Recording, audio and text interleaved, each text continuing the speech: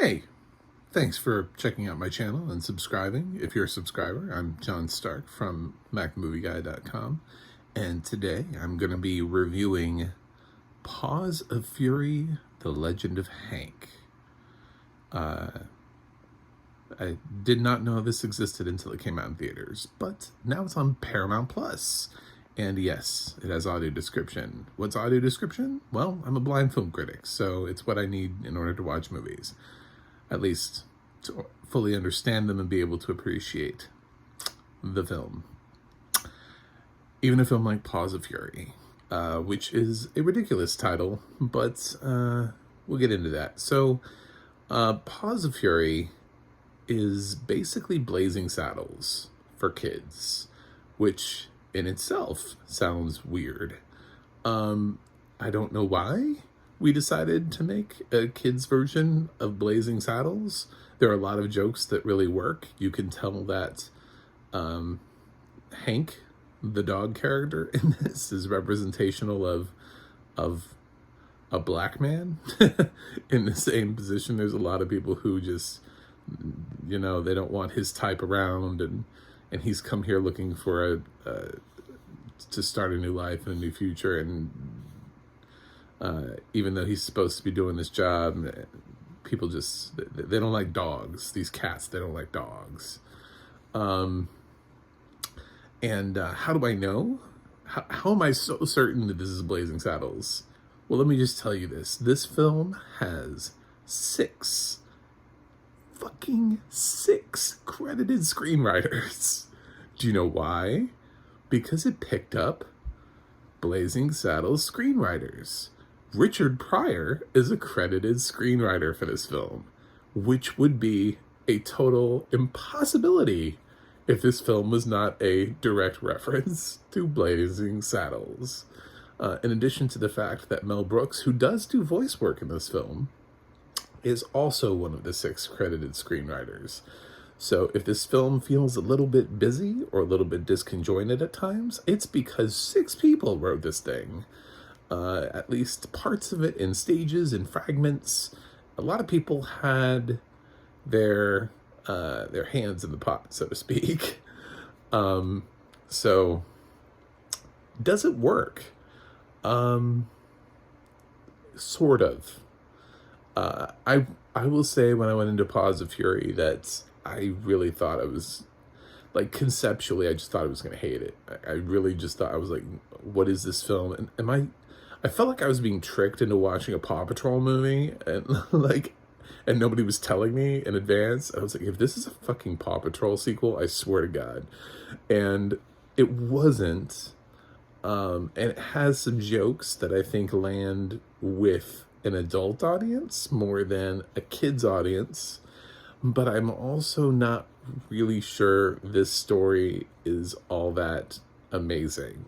Like, I think it lives for the puns, I'm not really sure that the film itself worked, and I'm not really sure who it works for, because I think a lot of the jokes are made for adults, but at the same time, I think the film is made for kids. I'm very confused by this film. This is one of those films, I know, I'm a grown adult, and this film, Paws of Fury, has me confused. Because I don't really know what they were trying to do with it. I mean, we're sitting here in 2022 with a kids Blazing Saddles movie, but it's featuring cats and dogs, and there's a dog samurai played by Michael Cera, who's tasked with trying to defend this town that hates him. He has absolutely no skills whatsoever and needs to be trained by an aging samurai, Samuel L. Jackson, which at first when you go, okay, well, it's Jackson as a samurai is, what are we doing here? It's like, well, he did play Afro Samurai, so I thought there was some sort of brilliance in his casting as an aging samurai because he's been there before. But yeah, I mean, Jackson's voice is always Samuel Jackson's voice. So he just sounds like he's being trained by Samuel Jackson. I have no idea what his character looks like, nor do I really care. I think he was bigger. I think he's a bigger cat. But anyway,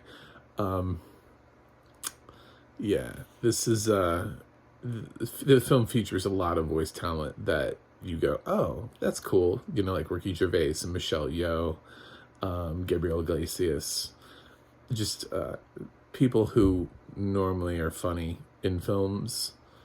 So it's a softball pitch, but the film itself, I gotta say, at the end of the day, I mean, yeah, I chuckled, and yeah, I saw the similarities between some of the Blazing Saddles, you know, racial jokes, but at the same time, I also just really didn't like the film.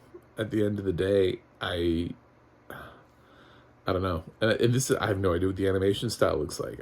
This could be a beautifully animated film. At the end of the day, but I went into Paws of Fury not liking it. I will say that the jokes made me like it more than I thought I was going to. I did walk into it thinking, though, that this would be something I wouldn't like. So the fact that it didn't pull me in, you know, it didn't completely subvert my expectations. I mean, I've let films subvert my expectations before, so I don't know, but this just didn't do it for me. It feels like they wrote a film, and then they had Mel Brooks come in and punch it up. That's kind of what it feels like. It feels like that they wrote some basic Nickelodeon film, and it didn't test very well, and they were like, "Ooh, this film isn't funny. What can we do?"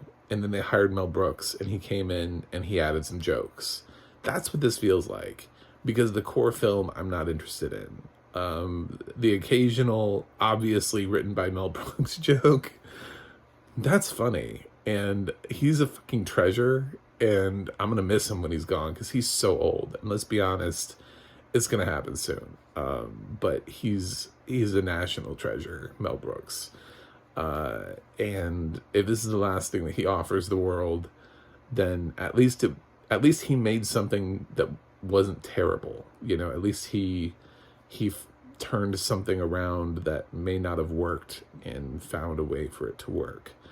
I don't know if there was an earlier stage of this film where it wasn't really a Blazing Saddles film, and then they jumped in and they were like, well, we could make it a Blazing Saddles. Let's see what Mel Brooks is up to. You know, let's save this film. I don't know, but maybe somebody called in a favor. But for me, and I think for a lot of the adults, what's going to work here are those little jokes. Are they enough to sustain a movie? Not really. But I'm not going to say don't see them, but I would give this maybe like the smallest thumbs up in the world, just because I do think Mel Brooks is a comic genius, and the stuff that he has obviously contributed to this film is perhaps worth your time. I wish you could just do a supercut of all of his jokes, though. You know, a 10-minute supercut version of this film would be a lot more entertaining than actually having to watch the whole thing. So, the audio description for this film, actually, I thought was really good. It was narrated by, I don't know who, because Paramount Plus never seems to want me to know anything about who narrates whatever. But she has a very nice voice, and it was really well described. I can't remember what Samuel Jackson's character looks like specifically, but I think they went into great detail with all the city and the fighting and the little details, the physical sight gags, like there's a reference to the how many days since, you know, like accident free type sign. That's a total visual sight gag, but they make sure to include it in the audio description when the joke needs to be played, so that way we get the joke too. It's not even referenced in dialogue. Like, it's not relevant to the plot. It's not relevant to anything. But somebody in the audio description narration was like, ooh, that's a cool joke. We need to make sure that joke gets to our blind viewers. So I did appreciate it. I think this film has excellent audio description. So thank you, Thank you, whoever created this audio description. But I just kind of wish it was for a better film. But then again, maybe kids love this, and there are blind kids, and they deserve to watch films too with excellent audio descriptions. So if you've got a kid, maybe they'll love the heck out of this, and you'll be able to sit there and watch it because of the Mel Brooks jokes. So that's why I'm not giving this film a total pass, because I think there's enough here to make this film work. I'm just not jumping up and down. So I'm going to give Paws of Fury, The Legend of Hank, a B-. Yeah, I know it seemed like I was going to give it a lower grade, right? Well, that shows you how much I love Mel Brooks. A lot of that is just straight up Mel Brooks love. He voices. He obviously fixed the script, and he is. It's going to be rough when he goes. So, thank you to Mel and for giving us all of the comedy over the years and even blending it into a kid's film. Maybe that was what he wanted to do. Let's leave something for kids, for the next generation. But that's it for me. You can visit my website, macmovieguy.com, for more reviews. You can go to the audio description project, abp.acb.org, for more films and where they're audio described, how you can watch them, stuff like that. And the adna.org, because it's like IMDb for narrators, because they're not allowed to be on IMDb, so they literally had to like crowdsource their own version of IMDb so that they can be credited for things. So go support them.